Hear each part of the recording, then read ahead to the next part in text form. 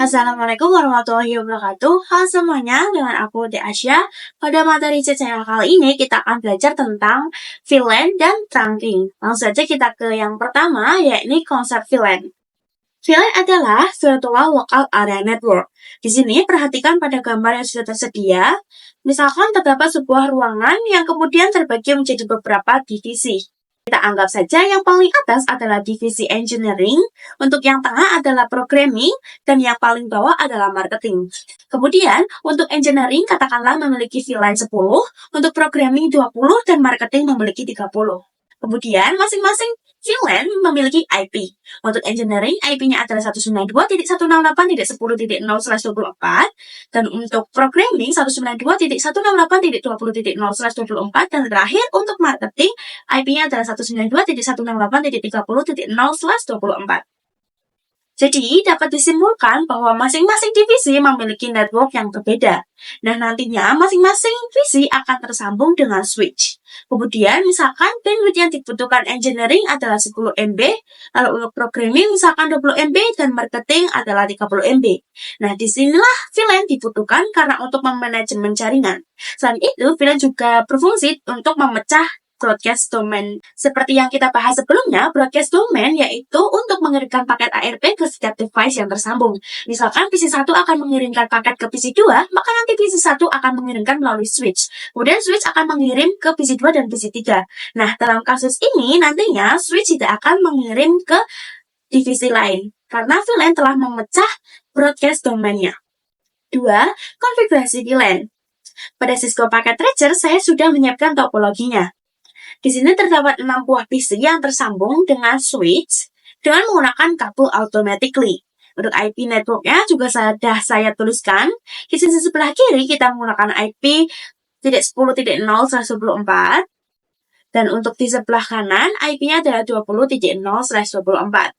Kemudian kita akan mengelompokkan PC-PC tersebut. Di sini klik tombol persegi panjang. Kemudian untuk settingannya saya default saja. Dan kita tarik.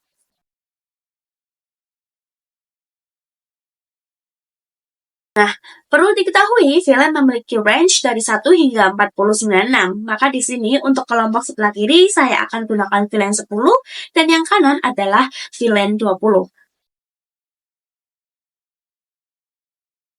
Nah, selanjutnya kita akan konfigurasi IP di masing-masing PC.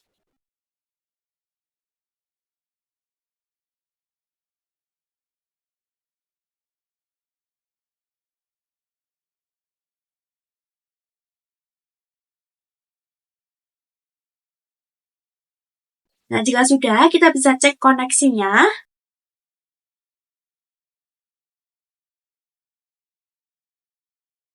Perhatikan di sini akan memberikan keterangan semuanya successful. Namun jika kita coba PC1 ke PC4, maka di sini akan memberikan keterangan failed karena kedua PC berbeda network. Nah, maka kemudian kita bisa konfigurasi pada switch untuk melakukan konfigurasi VLAN. Kita masuk ke mode privilege, kemudian ke global mode. Setelah masuk, kita coba untuk membuat VLAN dengan mengetikkan VLAN 10. Kemudian enter, dan berikan nama untuk VLAN tersebut. Misalkan di sini programming. Jika sudah, kita bisa cek menggunakan command to show VLAN brief. Dapat diperhatikan bahwa saat ini sudah ada VLAN 10. Namun, perlu diketahui bahwa secara default, semua port di switch ini menggunakan VLAN 1. Sedangkan konfigurasi untuk VLAN 10 belum mencantumkan port-port yang mana yang tergabung ke VLAN 10. Nah, kita akan membuat interface FA1, FA02, dan FA03 yang tergabung ke VLAN 10. Langsung saja kita konfigurasikan. Di sini bisa masuk ke FA01 terlebih dahulu.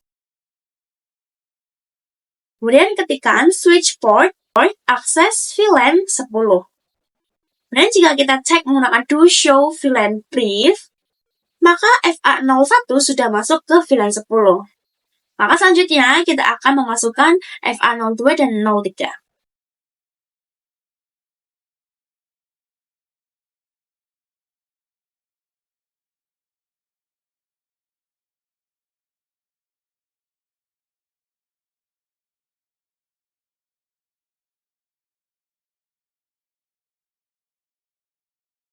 Maka untuk port 1, port 2, dan 3 menggunakan VLAN 10. Selanjutnya kita bisa buat VLAN 20 dan memasukkan port dari 4 hingga ke 6 ke dalam VLAN 20. Kita tuliskan VLAN 20. Lalu untuk namanya kita akan berikan marketing. Nah, jika VLAN 20 sudah terbuat, kita akan memasukkan FA04 hingga 05 sekaligus ya teman-teman, yaitu dengan menggunakan interface range. Di sini ketikkan saja interface range FA04 strip 06 lalu enter. Nah, setelah masuk kita berikan komen switch port access VLAN 20. Jika sudah terkonfigurasi semua, di sini kita cek. Nah, di sini sudah terdapat VLAN 20 dan tercantum juga port mana saja yang menggunakan VLAN 20. Kemudian kita bisa melihat bagaimana ARP table-nya. Namun sebelum itu kita bisa hapus ARP-nya terlebih dahulu karena sebelumnya kita telah mencoba tes koneksi. Sini ketikkan saja ARP min D ya. Jika sudah, lakukan hal serupa di semua PC.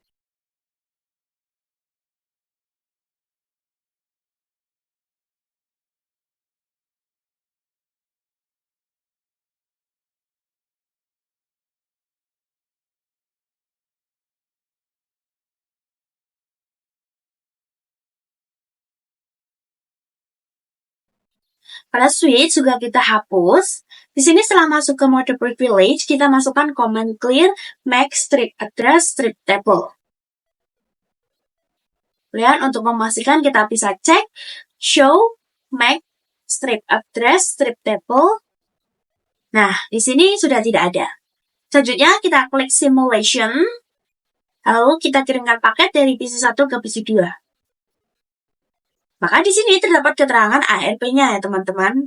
Kita lihat berikutnya. Kemudian di sini PC 1 akan mengirim paket ke switch.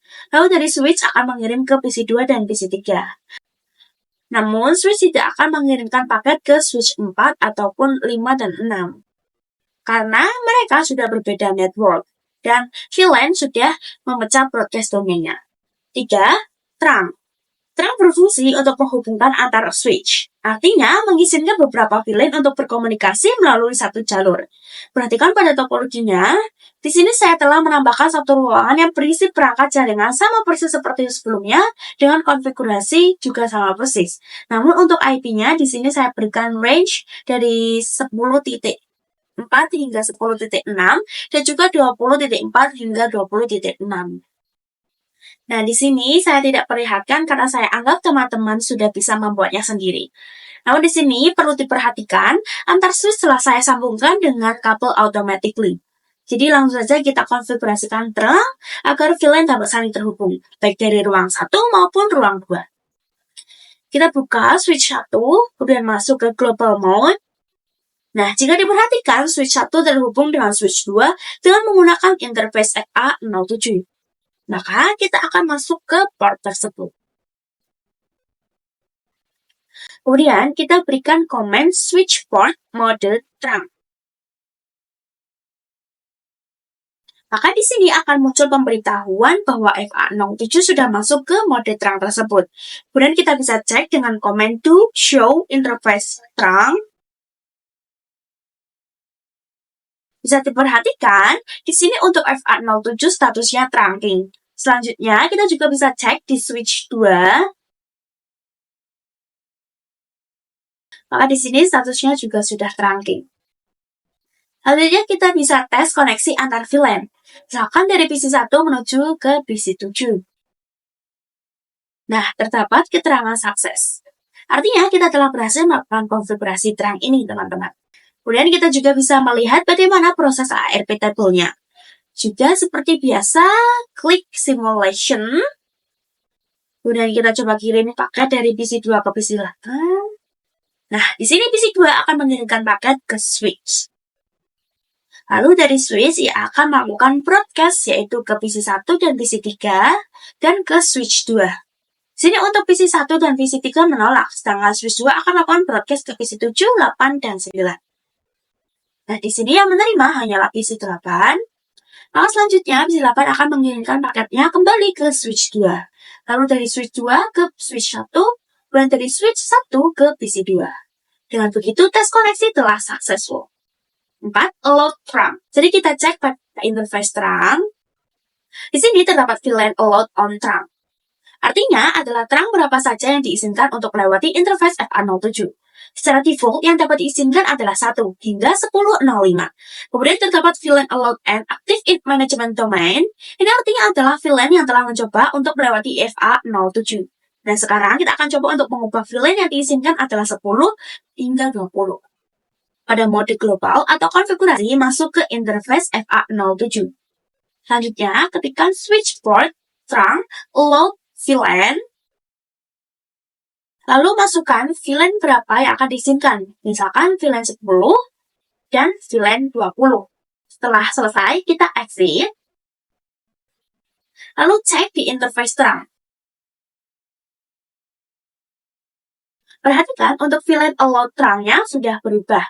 5. Trunking pada MLS. Pada Cisco, saya telah membuat satu ruangan lagi yang isinya juga sama persis seperti sebelumnya. Untuk switch 3 juga sudah terkonfigurasi VLAN di interface FA07. Sekarang kita akan mencoba konfigurasi trunk pada MLS atau multi-layer switch. Kita bisa pilih pada bagian network device, lalu pilih switch, dan klik pada switch yang MLS. Berikutnya kita bisa sambungkan dengan switch 3 dengan menggunakan kabel automatically saja. Dan kita bisa lakukan konfigurasi trunk pada interface FA08. Kita buka tampilan CLI dari switch 3 ini. Masuk pada global mode dan interface FA08. Dan jalankan perintah switch port mode trunk. Lalu cek dengan komen to show interface trunk. Dapat dilihat untuk interface 07 dan 08 sudah kita trunk. Selanjutnya kita bisa melakukan trunk pada MLS. Masuk pada mode privilege, lalu global mode, kemudian masuk ke interface 01, yaitu interface yang tersambung ke switch 3. Setelah itu berikan komen untuk trunk, yakni switch port mode trunk. Maka di sini MLS akan memberikan pemberitahuan command rejected. Artinya kita tidak dapat melakukan konfigurasi trunk di interface ini. Nah, hal tersebut ada penjelasannya teman-teman. Jadi untuk trunk, ia memiliki dua jenis, yakni ESL dan 801.1q. Yang mana ESL adalah milik Cisco. ESL digunakan ketika kita memiliki dua switch dari Cisco yang ingin terhubung melalui trunk. Kemudian, untuk 802.1q itu open standard, dapat digunakan untuk menghubungkan switch dari berbagai vendor. Misalkan kita memiliki satu switch Cisco dan satu switch Huawei, maka kita akan menggunakan .1q. Nah, untuk switch MLS support kedua jenis tersebut, sedangkan switch 1, 2, 3 hanyalah support .1q. Oleh karena itu, ketika kita melakukan trunking pada switch 3, ia akan langsung menggunakan trunking dengan protokol .1q. Namun jika switch 3 dihubungkan ke switch MLS, ia akan kebingungan. Karena switch MLS sudah mengharapkan protokol opsi ESL, namun ternyata switch 3 tidak support tersebut. Maka dari itu, kita bisa melakukan konfigurasi encapsulation pada switch MLS. Di sini teman-teman bisa masukkan perintah switch port trunk encapsulation.1q. Kemudian, masukkan perintah konfigurasi trunk, yaitu switch port mode trunk. Nah, di sini sudah tidak di-rejected lagi. Di sini kita bisa cek kembali. Dapat diperhatikan untuk FA01 statusnya trunking dan encapsulation sudah .1q. 6. Konsep Dynamic Trunking Protocol. Perhatikan pada tabel ini ya teman-teman. Dari semuanya kita telah belajar mengenai mode trunk dan juga akses. Akses sendiri merujuk pada end device, sedangkan trunk merujuk pada switch. Nah, kita akan mencoba untuk mode Dynamic Trunk Protocol yang terdiri dari Dynamic Auto dan Dynamic Disable. Jika diperhatikan, ketika Dynamic Auto bertemu dengan Dynamic Auto akan menjadi mode akses. Jika Dynamic Auto bertemu dengan Dynamic Disable, maka hasilnya akan menjadi mode trunk. Begitu juga dengan Dynamic Auto jika bertemu dengan mode terang, maka koneksinya akan tetap menjadi mode terang. Sedangkan yang terakhir, ketika Dynamic Auto bertemu dengan mode akses, koneksi akan menjadi mode akses. Sebagai contoh, di sini terdapat dua switch yang terhubung dengan kabel. Misalkan switch 1 dikonfigurasi dengan Dynamic Auto, kemudian switch 2 dikonfigurasi dengan Dynamic Desirable. Dalam situasi ini, kedua switch akan bernegosiasi dan hasilnya koneksi kabel antara keduanya akan menjadi mode terang. Dapat disimpulkan, untuk Dynamic Auto sifatnya adalah menunggu, sedangkan Dynamic Desirable sifatnya mengajak. Kemudian untuk mode terang dan akses sifatnya memaksa. Misalkan switch 1 dikonfigurasi dengan Dynamic Auto, lalu switch 2 dikonfigurasi terang. Switch 1 yang sifatnya menunggu, maka dipaksa switch 2 untuk koneksinya berubah menjadi terang. 7. Konfigurasi Dynamic Terang Protocol. Di sini saya sudah menyiapkan dua buah switch yang terhubung dengan kabel automatically. Sebelum melakukan konfigurasi, kita bisa cek terlebih dahulu mode yang digunakan oleh masing-masing switch. Kita buka pada tampilan CLI pada switch 4 dan masuk ke mode privilege. Di sini isikan komen show interface FA01 switch port. Perhatikan pada baris administratif mode dan operational mode. Jadi administratif adalah mode yang akan kita konfigurasikan, sedangkan operational adalah hasil atau mode yang dijalankannya. Nah, by default, untuk administratif menggunakan Dynamic Auto, karena sudah dipastikan switch 50 default yang menggunakan Dynamic Auto, maka untuk operasional hasilnya akan menjadi mode akses. Teman-teman bisa cek sendiri. Maka di sini saya akan langsung konfigurasi di switch 4-nya saja. Nah, di sini switch 4 akan berubah menjadi Dynamic Desirable. Masuk ke dalam interface yang terhubung dengan switch 5, yaitu FA01. Lalu berikan komen switch port mode Dynamic Desirable. Untuk mengecek, kita bisa exit terlebih dahulu.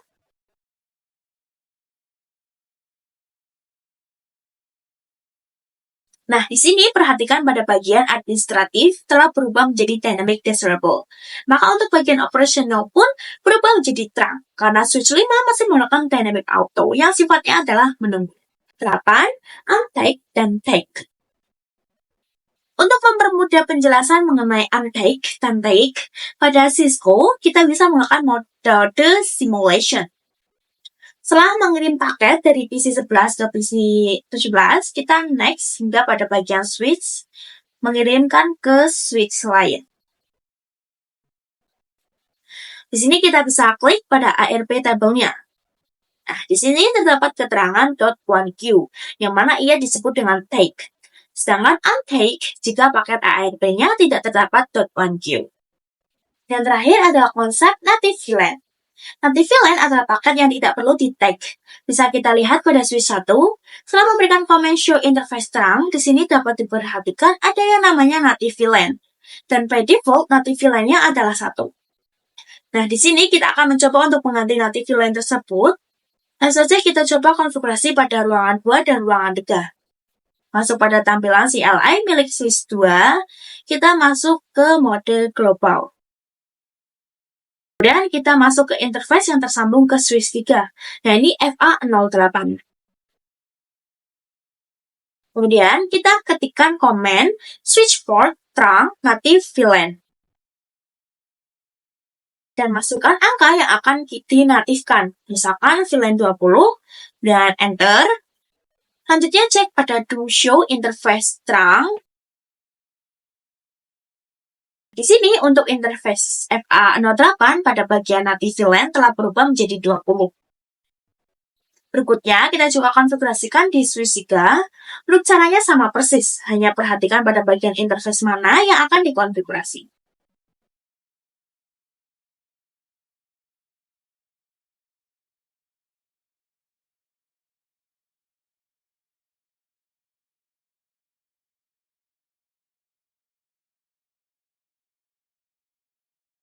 Jika sudah, di sini dapat diperhatikan native VLAN-nya pun sudah berubah menjadi 20.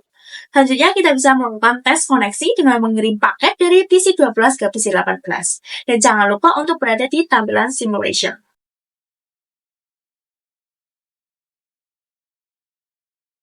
Di sini kita next saja. Pada bagian switch 2 ke switch 3, kita klik. Nah, dapat diperhatikan ia tidak lagi memunculkan tag. Jadi, seperti itu saja untuk video mengenai VLAN dan trunking. Saya ucapkan terima kasih untuk teman-teman yang sudah menonton hingga akhir. Wassalamualaikum warahmatullahi wabarakatuh.